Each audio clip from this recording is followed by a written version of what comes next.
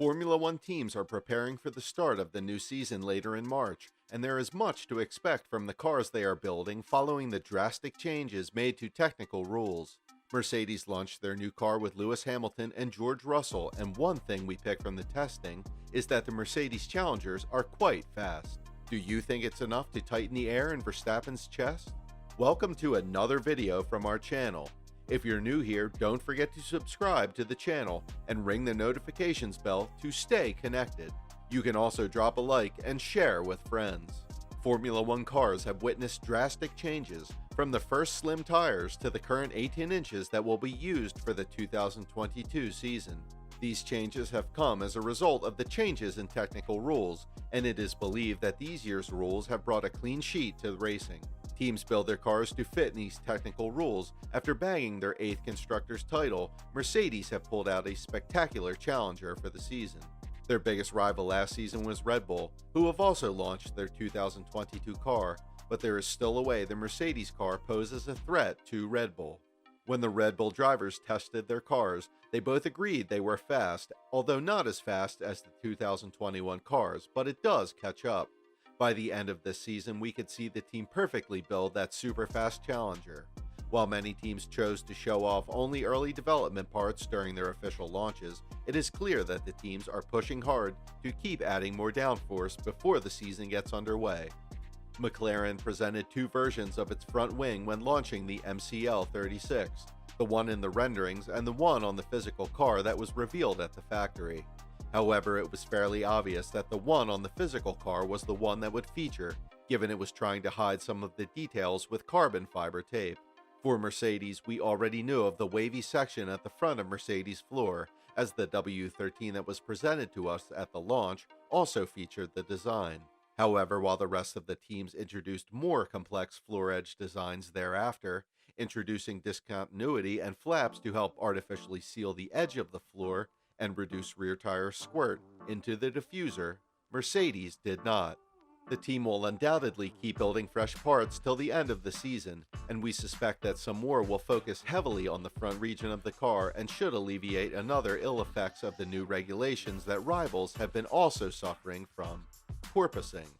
This year, it is the turn of porpoising to jump back to the F1 dictionary, a term that was used during the first ground effect era in the late 1970s and early 1980s. The word is returned because many of the all-new cars have been violently bouncing along the straights in Barcelona, imitating the swimming motion of what you guess as a porpoise. This has been caused because of the new aerodynamics focused on creating downforce under the floor, which pushes the car lower and lower to the ground before it stalls back up again. The most important thing to know is that all of the teams have been struggling with this, and many of them have sustained damage from their car constantly hitting the floor, while it is also not too comfy for drivers. The solution to the issue would normally be increasing the ride height of the car, though with that comes a loss of downforce and overall performance. To help manage this situation, teams have all been working on car setup, but on the last day of the test, Mercedes added a metal stay ahead of the rear tire to help stabilize the floor. It needed this extra stability as teams are seeing substantially more load on the floor's edge due to the cars running much lower to the ground than in previous years to exploit ground effect. This in turn results in the edge of the floor being pulled too close to the track surface. F1 designers have a few more tools at their disposal this year when it comes to cooling. Although some teams have taken to baking them into their designs, with large cooling grills part of the recipe, Mercedes and Red Bull are two of the teams that have resisted that temptation. The design of both teams rely on the side pod and engine cover working without these cooling grills when temperatures are at their lowest, with interchangeable panels with grills or louvers instead. Mercedes had several designs it wanted to try out during the first test, with a couple more variations of the more conventional louvered panel beside the cockpit tested, plus a more expansive panel with gills around the power unit also being put through its paces on day 2. Red Bull, meanwhile, opted for a longer series of cooling louvers in the panel beside the cockpit to assist with cooling. It's clear, though, that a similar panel exchange could be made with less louvers in order to provide the requisite cooling. Sticking with Red Bull, we were afforded the opportunity to see its front brake assembly without the brake drum attached, which threw up some interesting details, given that the teams have different parameters to consider this season.